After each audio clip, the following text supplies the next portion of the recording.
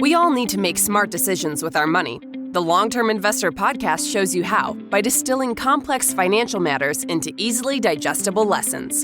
And now, here's your host, Chief Investment Officer at PlanCorp and the author of Making Money Simple, Peter Lazaroff. Welcome to The Long-Term Investor. This week is an extra special episode because it was recorded live from Future Proof, the world's largest wealth festival, and my guest was none other than behavioral finance giant Meir Statman. Meir's research focuses on understanding how investors and managers make financial decisions and how these decisions are reflected in financial markets. The questions he addresses in his research include: what are investors' wants, and how can we help investors balance them? What are investors' cognitive and emotional shortcuts, and how can we help them overcome cognitive and emotional errors? How are wants, shortcuts, and errors reflected in the choices of saving, spending, and portfolio construction? Meir has been publishing on behavioral finance since the 1980s, before it was even really being called that. And you can find his work in the Journal of Finance, the Journal of Financial Economics, the Review of Financial Studies, the Journal of Financial and Quantitative Analysis, the Financial Analyst Journal, the Journal of Portfolio Management. There are so many, and I list his full bio in the show notes at thelongterminvestor.com. Enough talk from me. Without further ado, here is my conversation with Meir Statman. This is a lot comfier than my normal podcast setup. Well, I'm delighted to be with you one way or the other. Meir, some of the books that you've written were extremely influential for me in the way that I work with clients, the way that I think about helping humans be humans. You can't take the human error out of humans. And so how do we address those issues? And so I thought we could just start at the highest level and let you define what is behavioral finance. So behavioral finance is the study of the behavior, the decisions of normal people, and how those decisions are reflected in financial markets. It is distinguished from standard finance in that standard finance is about rational people, how it is that rational people make decisions and how those decisions are reflected in financial market. So people in academia, economists, financial economists, use the term rational more narrowly than it is used in daily life. In daily life, we might say it's not rational to buy a Lexus when a Toyota is essentially it, other than the emblem. What Merton Miller and Franco Modigliani did in 1961, in a very famous paper that is a big part of their Nobel Prizes, they defined rational people very well. They said that rational people, rational investors, prefer more wealth to less, seems reasonable, and are indifferent to the form of the wealth. And the point of that second one is that dividends do not matter. Why? Because if you don't get a dividend from a company, then you can create homemade dividends by selling a few shares just to get whatever, that $1,000 or whatever you wanted out of dividends. The problem with that is that that is not what people do. People care very deeply about dividends. And so my colleague, Hersh Shefrin, and I wrote a paper in the early 80s where we elaborated on that. I'll tell you more about that, but essentially what we said is that people prefer dividends for two reasons. One is because they distinguish between capital and income. And second, because they hate to dip into capital. And so this rule may not be rational, but it is normal and pretty smart, because what you're afraid of is that if you give yourself permission to spend 3%, you will say, gee, this time I need more, and you'll spend 5 or 6 or 8. And so, again, there's a difference between what is rational and what is normal. And normal can be pretty smart. I definitely want to get into some of these portfolio issues, but as you mentioned that you were publishing this work in the 1980s, I have to imagine that your work was initially met with some skepticism from other economists. What was it like publishing on these topics in the 80s? It was not a book, it was an article. It was an article published in the Journal of Financial Economics. At that time, sending a paper like that to the Journal of Financial Economics, which is a top finance journal, in fact, we didn't expect it to be accepted. We thought that we'll just get good referee reports that would help us later. And so people outside of academia will say things like, you published a paper. No, I don't publish a paper. It is the journal that published a paper. And God knows they make it so hard to get that because typically it's kind of like getting admitted to Harvard. 5% of the articles submitted eventually make it to publication. Now, we wrote an article, we called it Explaining Investor Preference for Cash Dividends. We were exceedingly luck, which tells you what you know, that luck matters greatly in life. The referee turned out to be Fisher Black of Black-Scholes. And the man is great in many ways, but he has really an open mind and an ability to really reach out and compare his personal experiences to what is in the literature. And he wrote such a brief but such a positive report that the editor said, after some non-trivial soul-searching, yes, I agree. And so that article was published. But that was at a time when getting a paper published on something that we did not call at that time behavioral finance was extremely chancy.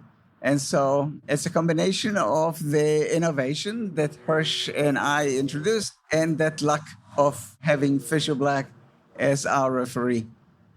I absolutely love that story. And I think that a lot of people, it's so mainstream these days, behavioral finance, and they forget what it must have been like and how it wasn't purely accepted. And I graduated college in 2007 with an economics major, and there was not one mention of anything behavioral finance related. And I took some psychology courses, and there were some mentions there, but not in pertaining to finance. To me now, it's a little bit like when Moneyball came out and all of a sudden everybody started to talk about advanced statistics. The second generation of behavioral finance is a little bit different. I would love to hear your thoughts of what it has evolved to in a second generation, and even maybe perhaps touch a little bit on where you see it evolving today. In the early 80s, when I started in what became behavioral finance, there were really a very small group of people in addition to Hirsch and myself. Dick Thaler was there, Bob Shiller was there. They are, of course, giants who won Nobel Prizes, and a handful of others. We built on the work of people like Kahneman and Tversky, principally, but other psychologists, cognitive psychologists. And at that time, we had what I call now the first generation of behavioral finance. And the first generation of behavioral finance, in fact, called people irrational. So standard finance said people are rational. The first generation said irrational. And so we had things like overconfidence. So in fact, even today, the first thing that comes to mind of most people when they think behavioral finance is cognitive errors, emotional errors, excessive fear, representativeness, and so on. Well, that is all nice. But the thing is that people really distinguish, or we should distinguish, between what it is that is an error and what it is that people really want, what investors really want. And so not everything that we describe as an error is in fact an error. For example, we know from the literature that the more people trade, the more they lose. So you can describe it as an error. But then you think about video games. Why do people play video games? How much money do they make playing video games? Well, some people are professionals, but for most people, it is just a fun pastime. Can you imagine that for some people, trading is like video games? And so the point that I made is that when we think about any product, whether cars or watches or restaurants, we derive three kinds of benefits from them: utilitarian, expressive, and emotional. And so the utilitarian benefits are: how much money do you make of it? What does it do for your pocketbook? But the expressive is: what does it say about me, to myself and to other people? I'm a religious person. I'm a fun person. I really enjoy the thrill of driving a fast car. And emotional, the pride. You make money and you support your family and you have money for retirement. But there is something about having more than that, such that you can create an endowment at your university that brings you this emotional benefit. And so you give up, in fact, utilitarian benefits because you give up money, but you gain more than that. And so in the second generation of behavioral finance, I looked at things like socially responsible investing.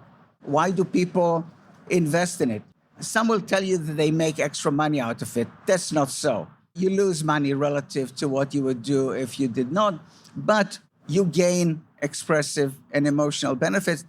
And the usual answer of economists is separate the two. And some advisors will tell you the same thing. Separate the two. That is, I'm here to make you the most money, and then you can use it for whatever you like. And my standard response to that is to say this. Imagine that it's an Orthodox Jew facing you, and you say, listen, pork costs less than kosher beef. It tastes pretty good.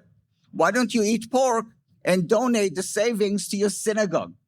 Everybody understands that that is absurd. For some people, having fossil fuel stocks in their portfolio feels like what it feels like an Orthodox Jew with pork in his mouth. If that is how you feel, don't have them in your portfolio. Don't have these stocks of whether it is fossil fuels or whether it is abortion drugs or whatever has to do with your values. And so this is kind of the distinction, is that some things that we used to describe as errors are not really errors, but they are reflections of what people actually want. I love that distinction, errors versus wants. And I feel like it used to be, like you said, the first generation, it was a lot of, oh, look at you silly little humans. And the second generation really delineates between it's okay to want these things, even if it is not optimal. One thing that I constantly encounter from portfolio construction is the type of investments people want. You'd mentioned ESG. Another thing that comes up quite frequently would be hedge funds and alternatives, which, to be clear, I don't think are inherently bad, but sometimes the reason people want them can lead to errors. Sometimes they want them for the wrong reasons. Why is it that you find particularly wealthy people have such a high interest in hedge funds and alternative private investments? So years ago, I was about to speak in Montreal to friends of the Hebrew University, the university I graduated from. And I was speaking to one of the people who was going to be in the audience. Of course, it had to do with investing. And so we were talking about investing. And I said something about mutual funds. And he said, I invest in hedge funds. So what did he tell me? He just told me that he is a wealthy man, because we all know that the minimum for a hedge fund might be $500,000 or perhaps $1 million. Not everyone can afford that. Did he brag about his riches? If he said, hi, my name is Joe and I'm a rich man, that's gauche. But you let drop that you are into a hedge fund and you tell me the same thing, except that it is more than socially acceptable. And so my sense is that when somebody, say, sold a business, say, for $10 million, and he comes to a financial advisor, and a financial advisor says, here is a good portfolio for you that will preserve your wealth and increase it, composed of mutual funds and ETFs. And he says, you know, that's for the little people. I'm a big fish now. what you have that is special that I can speak about to my friends who also have that kind of wealth, hedge funds, private equity give you that opportunity to really gain those expressive and emotional benefits. And if it loses you some money, who cares? In fact, one advisor who heads a family fund said, I have that owner has a wealth exceeding $100 million. He wants not 5%, not 5 million of play money. He wants 15%. And I was thinking for a moment and I said, you know what? If you have $100 million, you can lose $15 million and still be okay. If he finds that it enhances his well-being, let him do that. I don't know if it was the right answer, but I think that it is a reasonable answer. Well, I think that recognizing your desire for certain types of investments as a signaling device, much like you might buy a nice car, much like the shoes or clothes that you wear, all different forms of signaling status, which again, from an evolutionary perspective is very important and understandable. What I also think though is, so you're mentioning, I do encounter people where I sort of expand what I'll call behavioral tolerance bands. We have rebalancing, for example, where there are set tolerance bands where when stocks become too big of the portfolio, you rebalance back. And when you do have a certain amount of wealth, we do give people a little bit more wiggle room with their portfolios.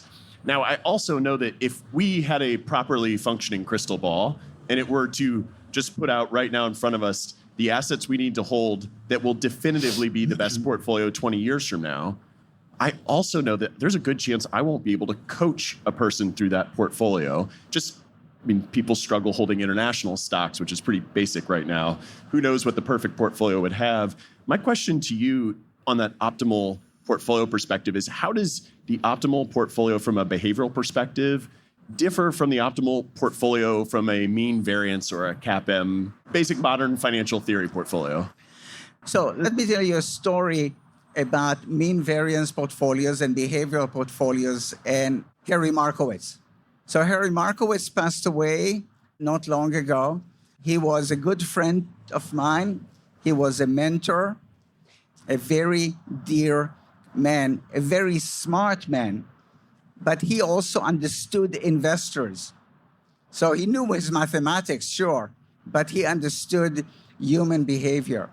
So I met Markowitz almost 30 years ago in 1995 at a conference, and I took the opportunity to sit with him at lunch. And I pointed to our plates, and I used that to explain the difference between mean variance portfolio theory and behavioral portfolio theory.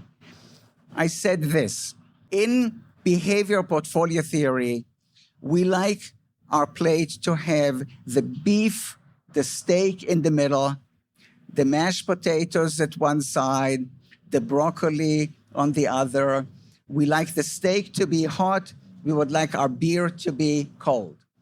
In mean variance portfolio theory, you take all of those ingredients into a blender, mash them all together, and eat them with a spoon or suck them with a straw. That is, from the perspective of the stomach, it doesn't really matter if it's a steak or broccoli. It is all minerals, vitamins, calories, and so on. But of course, people care about those elements.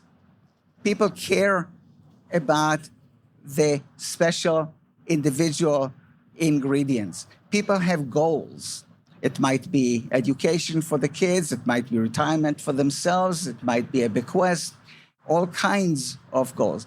And Harry laughed as I was describing that. And that was the beginning of our friendship and his mentorship of me. And later on, we wrote a paper together with two other colleagues that combined the two, that said, what do you do when you have those different goals, for example, education and retirement and bequest? You put each of them into a mental account as if it belongs to a different person.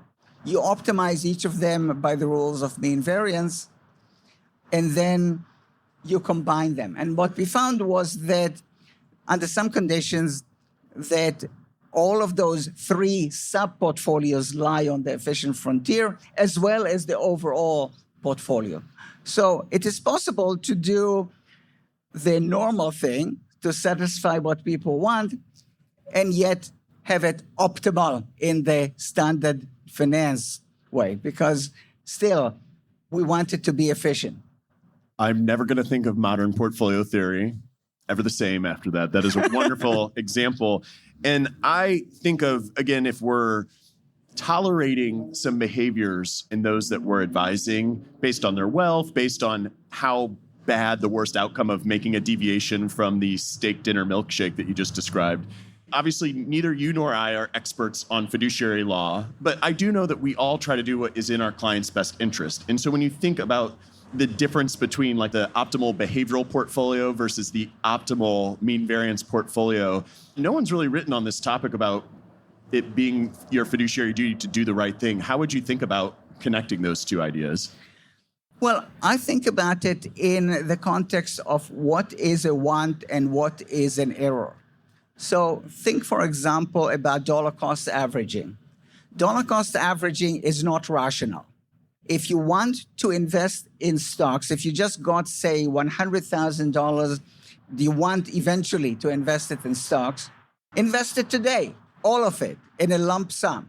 There is both theory and empirical evidence suggests that is the way to do that. And if you received a bequest of $100,000 in cash, in stocks, and you want it in cash, then sell the stocks today and you'll have cash. In fact, if you are very averse to risk, and this is why you want it all in cash, surely any day you hold stocks, you expose yourself to risk that you're going to lose some of that money. Suppose that you face a client who has this situation. He just got $100,000 in stocks or in cash that he wants to put into the market, eventually in stocks. And you say, look, both theory and evidence suggest that you should just do it today. Just buy $100,000 worth today. And the fellow says, I don't know. I mean, what is the fear? The fear is that the stock market is going to plunge tomorrow. And the God of the market will always do that to you. Okay, as soon as you put in money, the market goes down just to tell you that you're stupid.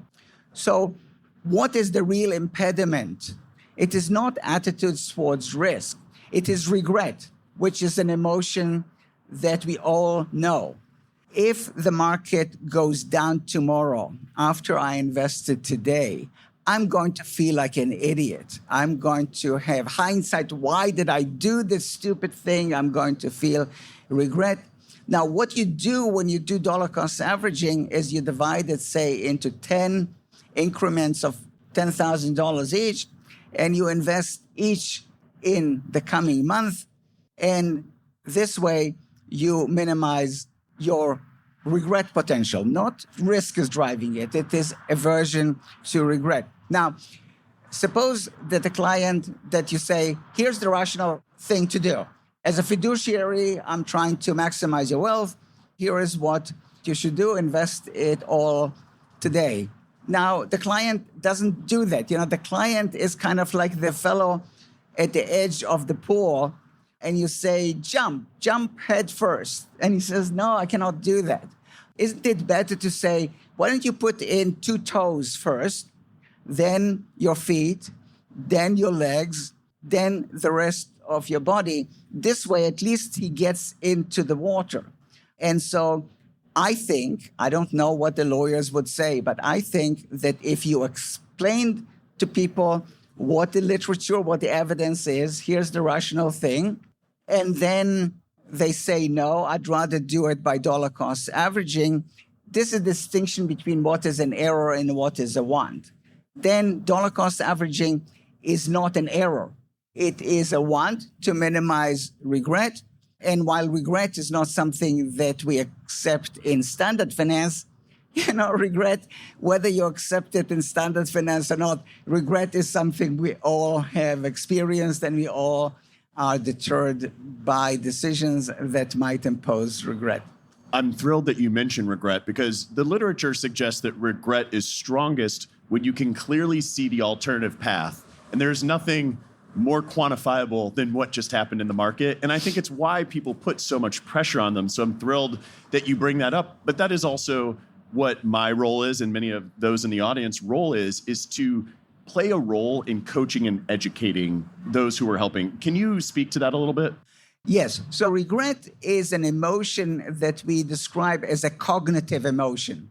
Unlike fear, when you are on the highway at highway speeds and the car in front of you slows down really fast, you don't say, what is the reason for that? Is there an accident? And so on. You just slam on the brakes.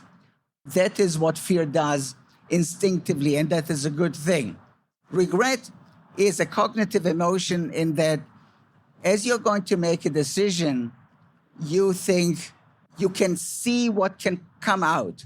What if I chose this job rather than the other one and this did not work out right? What if I chose this fund, say a value fund, over a growth fund, and it turned out that in hindsight, I know that it was the growth fund that was better.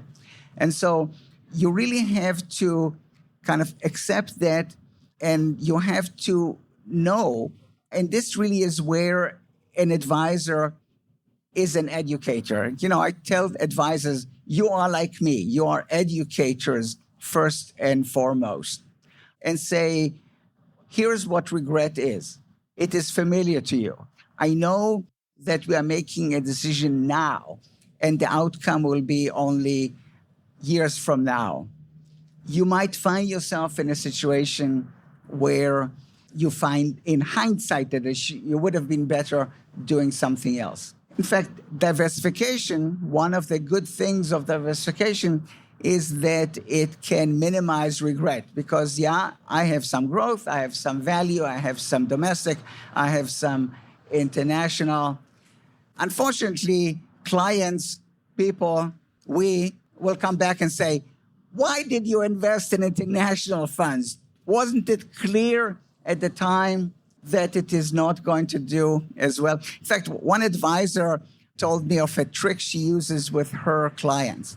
At the beginning of the year, when they meet for the first time, she has a set of questions. You know, will Donald Trump be divorced?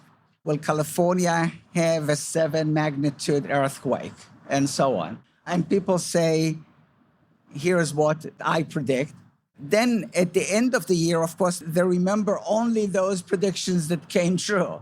And so she can show them, or at least can threaten to show them the list. And then they realize that their, as they say, their foresight is not as good as their hindsight. And perhaps they calm down. I'm not suggesting that it's easy to educate clients. You know, you have to do it again and again. You think that you explained it, but you don't. The usual thing that applies to professors applies here. There's no such thing as a stupid question. There is not a statement of, didn't we talk about it last time? Just do it again, because people are people, and you're trying to do the best for them. You're trying to improve their wealth and also their well-being. I love this idea of advisors as an educator. And my father, he is a pediatrician, and it's obviously an evidence-based profession. And there's a lot of diagnostics involved, but then there's also points where the evidence isn't black and white, it's shades of gray. And a physician's job is to be an educator on those different options and help you make a decision that you will feel good about. Now, what I also learned from people calling my dad all throughout nights and weekends and asking for life advice is that the pediatrician was at a really unique intersect to sort of veer off of pure medicine and talk a little bit deeper into life. And I think that advisors have an equally good opportunity to expand beyond just the financial well-being and talk a little bit more about just well-being holistically. I know that you're doing some research on that topic now. What do you, at a high level, think about the difference between the financial well-being and the life well-being? I talked about the standard finance where people are rational, the first generation of behavioral finance where we describe them as irrational, and the second generation where we describe them as normal. What I describe today, and there's a book that is at the publisher now, is what I think of as the third generation of behavioral finance. And in the third generation of behavioral finance, people are still normal, but people want to enhance their well-being, their life well-being, beyond financial well-being. For example, what are the domains of well-being? Finances, and I'll come back to that, but also family and health and work and education and religion and society. There are many dimensions to it. And so what we do is eventually, or what you do as an advisor, and you don't need to hear it from me to know, because this, I'm sure, is your practice. You are trying to enhance their well-being without detracting too much from their wealth. And so you might say to a client, why don't you share your wealth now? An old person, say in his 80s, why don't you share your wealth now with your children, family, charities, rather than wait for you to be dead? And so I say it is better to give with a warm hand than a cold one. The time to give is earlier, not when you die at 95 and your kid is 65. The time that kids need that money is when they are in their 20s. Yeah, you paid for the college maybe, or they have loans. This is the time for you to do that. Some years ago, I was speaking to financial advisors about those issues of saving and spending and so on. After my talk, as I stepped down, people approached me talking about the need to save more and spend less and so on. There was one advisor who stood aside, and she said, when those others have left, she said, I started crying when you said it is better to give with a warm hand than a cold one. She, in fact, had tears in her eyes when she spoke to me. And she described how she lent her son some $27,000 for his education, for his college education. And now she insisted on him paying back by the agreed upon schedule. Her reasoning was that this will teach her son financial responsibility. You signed a contract, you have to fulfill that. But that kid was now at the beginning of his career, and he did not even have money to buy his girlfriend an engagement ring. And of course, it soured their relationship. And so I hope that she got that message, that by forgiving that loan, which she could do, I asked her, she could do that without harming herself financially. She's going to lose something in the domain of finances, but she's going to gain in the domain of family so much more than she has given up. That is what I'm talking about. And so you need money for everything. You need money for family, you need money for health, and so on. But you have to ask yourself, what is money for? Money is just a way station to well-being. This, I think, is a big part of what you do and properly do. That is trying to get people to get higher well-being, even if it costs money. Because eventually, of course, you cannot take it with you. The idea of well-being, especially in the holistic way, we could be here for hours talking about. A lot of my listeners are people nearing retirement or having just entered retirement. And even for those who are currently retired, have been so for a while. Are there areas where you feel like that group should be focused on to enhance their well-being? Because they lose a pretty big part of their life when you go into retirement. There's obviously the giving aspect that you mentioned. What else would you tell retirees that they should be thinking on, and maybe even some things you think that they're failing to do? Think about the difference between the time when you're working and earning money and saving and the time when you are retired. Now, I talked about dividends and the distinction between capital and income. So how is it that we are good at saving? And I'm pretty sure that all of you here are good at saving. All of you have good self-control. You know to delay gratification. So what you do is, as you work, you have a mental account for income and for capital. And that capital is saving, say, for retirement. Now, what you do is you move money from income into capital in the form of saving, whether it's 401k or some other means. And then you use that self-control rule that I mentioned before that says don't dip into capital. Now, again, people who have accumulated substantial amounts of money are people who are good at it. Now comes retirement. You no longer have regular income. Now is the time to dip into capital. But that is really a very hard transition to people. It really is hard for two reasons. One is that habits are hard to break. So, for example, I wrote about it in an article in the Wall Street Journal. And one person wrote in comments, reading this article really changed my thinking. I went out and fitted myself to some expensive set of golf clubs and didn't feel guilty about it. And so some people, you can kind of say, hey, why don't you think about it another way? But then there was another one who said, look, you have stories about people who died with a lot of wealth, and people feel sorry about them because they didn't spend it on anything. But the enjoyment of that person was in being miserly and living way, way below their means. Then he said, in some ways, I am that person. And I'm thinking, that's very sad. That's very sad. And sometimes you have clients and you cannot just change their minds. They are just the way they are. But you should try. Another advisor told me how he persuaded a woman in that kind of situation to spend an extra $500 because she was reluctant to take Uber or taxis to go visit friends and go to museums because there are entrance fees and so on, even though she had a portfolio of $2.5 million and she was in her 90s. So he persuaded her to spend from her capital $500 a month. And she said afterwards that she might just go get a manicure, which she did not have since she was in her 30s. And so you say, well, that's a step.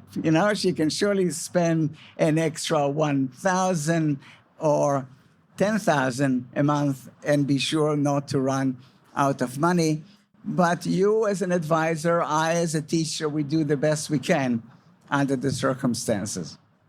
You referenced at the beginning of this discussion on well-being a variety of different domains, and most of the financial domain is what me and my colleagues focus on. But in your work, where do you find that money ranks among some of the different domains? Is there places we ought to be focusing just as much?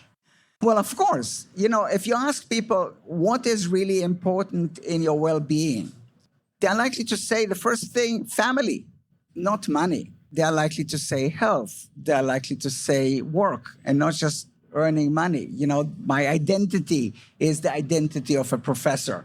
It is more than the fact that I get a paycheck out of it. And so they're likely to say friendship and so on. My point is twofold. One, money matters on its own. Contrary to the notion that after $75,000 really doesn't matter much, it does matter. People gain status from having money. People gain the sense of power. People reduce their fear having money. That really is important. But then you ask, what is really money for? And then you get into those domains where money can help. You cannot have a family without money. Think about marriage without money. That's just the first chapter that leads to the second that says divorce. So you need money for everything, but money is not everything. And finding ways to convert money into well-being is really important. This is why I refer to advisors not as financial advisors, but well-being advisors. In fact, I use the analogy to physicians. I say, you are a financial physician. In the same way that Peter's dad cares about his patient as a physician in terms of the knowledge that he has. He's at the frontier of knowledge of medicine, but he also has good bedside manner. He also knows how to really listen, to listen in between the lines. Just as a physician, there are many things that you hesitate to tell a physician. It's kind of embarrassing, There are some things about our bodies that are embarrassing. But if you have a physician where you can disclose those embarrassing things, then you have gained the kind of trust. The two of you have established the kind of relationship that is not easily severed by somebody who charges a bit less per visit. The same applies to you. The reason clients stick with you is not because your portfolio is better, not your pie chart is better, not because you provide them with hedge funds or whatever it is. It is that emotional part, that well-being part that says, this person really knows me deeply and cares about me, and I can listen and I can follow him or her and know that I'm doing well. I love those insights. I think even when I think of the advisors we hire at PlanCorp, so we're celebrating our 40th anniversary this year. We were a fee-only financial planning firm in 1983. We didn't even invest assets. So we were just doing tax work, estate planning, financial planning. And that's ingrained in the culture. But a lot of the hiring that we did when I first started there was focused on the type of person who likes to read through estate planning documents and does do detailed tax projections. Whereas now we're starting to think about who's the person who can have these deeply intimate conversations. Some of the folks at Shaping Wealth, we have it on a regular basis to do some more training than we've ever done in the past. And ultimately, it feels like the role of the advisor is adapting. And the advisor used to just be a stockbroker, and then they offered mutual funds, and they offered asset allocation. Now we're more broadly focusing on the full life picture. And we've talked a lot about retirees. I also feel like there's a lot of trade-off when you're a parent, and how you worry about your child's well-being, how you worry about your own well-being, and how that purpose goes on. Was there anything, and we do have to save a few minutes for the end for my final two questions, but quickly, is there anything that you can share for the people who are in the prime of their careers and are parents to kids and balancing all those different trade-offs for well-being? First, in terms of advisors, you can see the difference in the skill set. Yes, you have to be on the frontier of knowledge of finance. You have to know the tax laws, but you also need to know what it is that people want. You have to be able to speak with people, not as a psychologist, but as a friend, and say things like, you want to take your son off your will because he pissed you off. Well, why don't you pause a bit? I say, as a friend, give it a week, give it two, think about the consequences of that. Think about how your family is going to split when they read the will and one got money and the other did not. Will they speak to one another? And so when you are a parent, and some of you are and some of you will be, and I am a parent of two daughters, it is, as they say in one of the movies, you didn't come with an instruction manual. You do your very best to guide them while listening to them. And so, for example, my younger daughter didn't really like academics, still does not. She didn't really want to go to college. Eventually, my wife persuaded her to go to DeVry College and get a degree, an associate degree as a technician, as an electronic technician. And she thrives at that. In fact, where she worked, she was promoted to engineer because she was doing the work of an engineer. And so it's not that we just let her find her way. We tried to guide her as much as we could. But we know that kids are not cars. You cannot turn right and left as you like. You have to listen as well as speak. It is a hard lesson to learn. I'm not suggesting it's easy. In hindsight, I know that it worked, but there were times when I was tearing my hair out, worrying that she would never do anything with her life. So you really have to do your very best and know it might not fully work. Meir, thank you so much for the conversation. Thank you, everybody in the audience, for joining us today. Thank you, Peter. Thanks for listening to the Long-Term Investor Podcast. To access free financial resources and submit questions to be answered on the show, visit thelongterminvestor.com. Peter Lazaroff is an employee of PlanCorp and BrightPlan. All opinions expressed by Peter and any podcast guests are solely their own opinions and do not reflect the opinions of PlanCorp or BrightPlan. This podcast is for informational purposes only and should not be relied upon as a basis for investment decisions. Clients of PlanCorp and BrightPlan may maintain positions in the securities discussed in this podcast.